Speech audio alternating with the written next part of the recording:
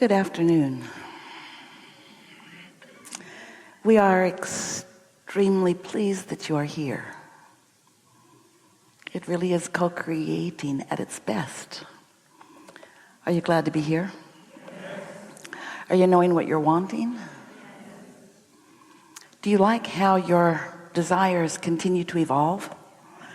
We like that. It's really the whole point of life, yours and ours. In other words, more. There's no ending to that. We are all eternal beings. And relaxing into that is really good for you because it takes the hurry away. It takes the time shortage consciousness out of the equation. When you realize that you're not on some deadline, there is no dead. There's only continuing. And each time you come into a physical body, you gain a whole new perspective, one you've never had before, because the populations that you come into are different. What you observe is different. Therefore, your point of attraction is different. Therefore, your creation is different. Therefore, you are different. And by different, we mean more. What's the point of it? What's the point of your eternal beingness? The joy of beingness. Is there some place you're supposed to arrive at? Or any of us? Is there some place we're supposed to be? What's the point of it? Has somebody got this goal in mind and you are succeeding or failing in this moment or that? It's not like that at all. It's that you are alive and you are consciousness, and you can point consciousness, and the law of attraction responds to the consciousness that you've pointed, and things expand in response to your pointed consciousness because you are creator. What's the point of that? It's way fun. It's really satisfying. And maybe the point is that it can't be otherwise. What do you mean? That doesn't really seem like the point. If it's inevitable, then why are we here to learn about deliberate creation? Because it's more fun when you are deliberate about it. It's more fun when life has caused you to ask, and then you point your question in a stronger way. And then you let the discomfort of the question subside. And you allow yourself to be in a vibrational space where the answer to your question or the solution to your problem can come.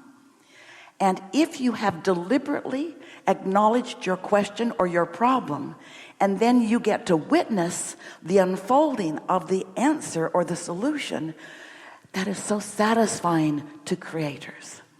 And we would like just understanding what we just said to be the reason, or one of the reasons, that you are willing not to be so hard on yourself when you're in a jam, or when you have a question, when there's something that you want that isn't quite unfolding, or when there's something you don't understand. These are blessed times. When you stand in that unknowing, you are asking with a stronger calling than ever before. And if you know you're asking, and if you know an answer is coming, when it comes, you feel part of it. And that's the point. It's like an artist really is not very satisfied looking at art. Once the artist has decided to be an artist, you want to art. And so that's why this diversity that you are a part of is so magnificent, because there is so much stimulation to help you focus and gather your intentions. What I want, what I would feel good in the experiencing of. What I would feel good in the experiencing of. Ooh, what a too long bumper sticker that is. What I would feel good in the experiencing of. Really, when you put things on your vehicles that others read, you got to just keep moving so they don't get to talk to you about it. Just keep moving.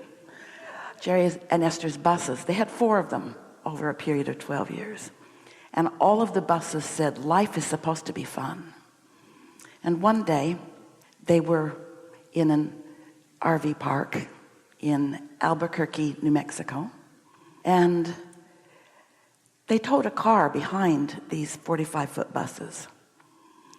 And the cars had drive shafts that either had to lift the wheels off the ground because you don't want to drag it around, or you disconnect the drive shaft so that it can freewheel. And so they had a drive shaft disconnect on this car that they were towing. And over time, it stopped operating really well. So the levers inside the car weren't quite getting it done. And so for a while, until they got it repaired, Jerry would put one of those mechanics dollies on the ground, and he would lie on it, and he would roll under with his hammer, and Esther would hear him tick, tick, tick, tick, tick, tick, tick, tick, tick, tick, tick, tick, tick, tick, tick, tick, tick, tick, and then it was done. Not efficient, but effective.